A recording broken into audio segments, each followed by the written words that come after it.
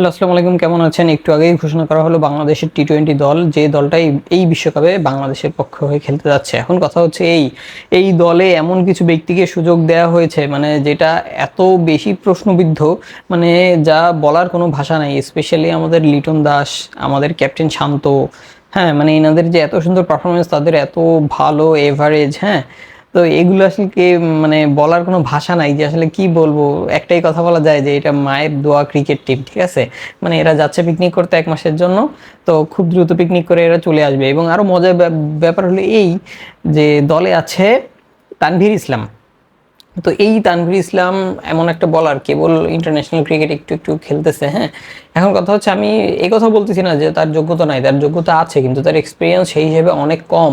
মানে সে এমন কুত্তা মারা খাওয়া খাবে, খেয়ে তারপর বাংলাদেশ দলের নাম ডুবায় তারপরে আসবে। আচ্ছা, গেল। দলে কিন্তু আরেকজনকে অন্তর্ভুক্ত করা খুবই জরুরি ছিল, আর সেই হলো মেহেদী হাসান মিরাজ। আর এছাড়া আরও একজন ব্যক্তিকে অন্তর্ভুক্ত করা খুবই জরুরি ছিল, তিনি হলো গিয়া সাইফুদ্দিন। তো এই দুইজনকে নেওয়া কিন্তু খুবই জরুরি ছিল, কেননা এই দুইজনেরই মোটামুটি ভালোই এক্সপিরিয়েন্স আছে ইন্টারন্যাশনাল ক্রিকেট খেলার।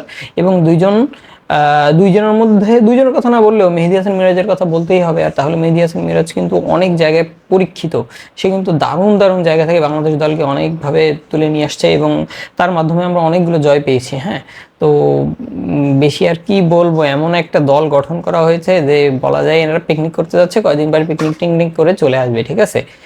মানে এটা আসলে মেনেই নিতে পারতেছি না, কি একটা মানে দল ঘোষণা করলো আর কি, বিচ্ছিরি বিচ্ছিরি দল। মানে এই নির্বাচক মণ্ডলীদের মাথায় যে কি আছে আল্লাহই জানে। মানে আমার মনে হয় এদের থাক, আর থাক। তো ভালো থাকবেন, যেন বাংলাদেশ দল ভালো করে। টাটা।